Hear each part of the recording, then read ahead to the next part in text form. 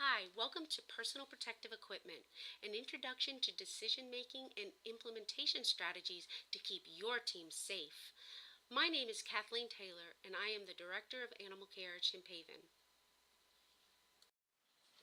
The mission of Chimphaven is to provide and promote the best care of sanctuary chimpanzees and inspire action for the species worldwide.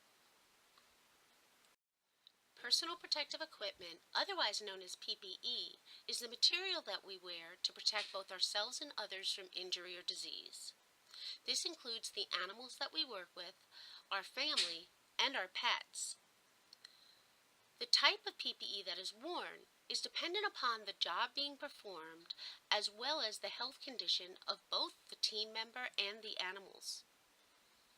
The decisions that go into choosing the appropriate PPE are carefully made through a process which we will discuss in the next few slides.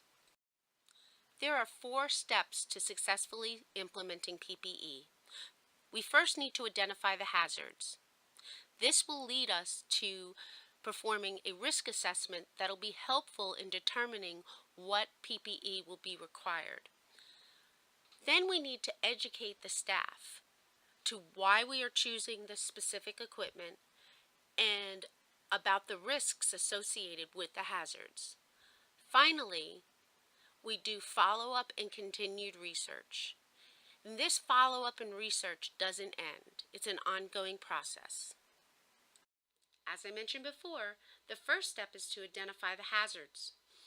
For the purposes of this presentation, I've chosen 3 hazard classifications: physical, chemical, and biological hazards.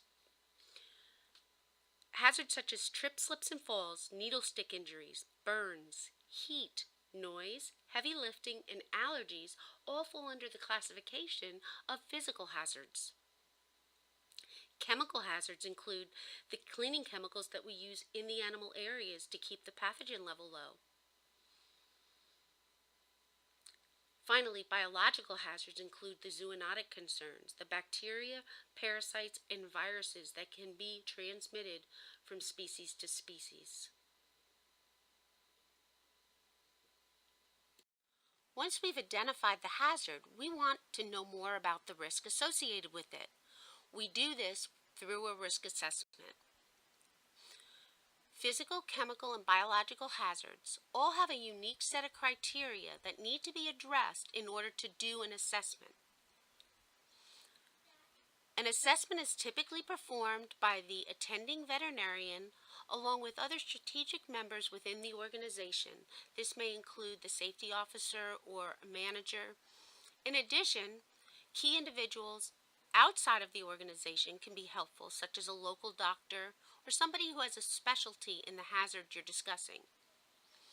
Once you have this information, you are equipped to make decisions regarding the safety of your team, the safety of the animals, and ultimately change procedures.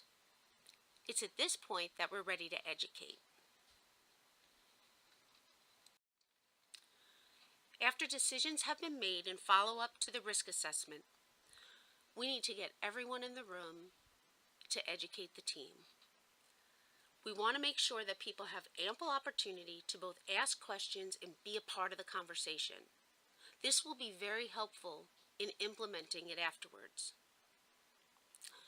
You want to make sure that you bring up the nature of the change, what specific requirements will change, what prompted it, and the risks associated to the animals and the personnel.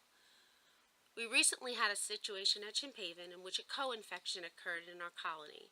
Our attending veterinarian informed us that the chimpanzees had both Epstein-Barr and parainfluenza. This was clearly not a disease process that was naturally found in the environment, but rather we were bringing it in. And we all care about animals very much, but it was important to realize that we are fomites. We can transfer disease. As such, procedures were changed to our traffic patterns. We were reminded about making sure that we stay home if we're sick, and there were specific PPE changes. When we walked out of the room, because we had the opportunity to ask questions and be a part of that conversation, everyone was on board. Once the classroom education is completed and your whole team is on board, now is the time to demonstrate those procedure changes on the ground with your team.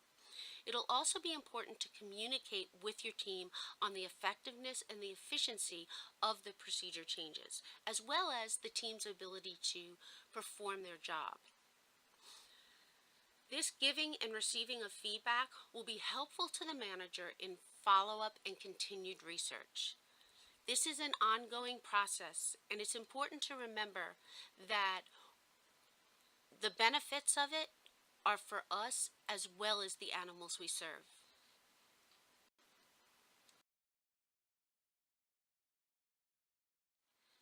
Thank you so much for taking the time and watching this presentation today. I really hope that it was helpful. On a personal note, I want to thank each and every one of you for all the work that you do for animals wherever you are.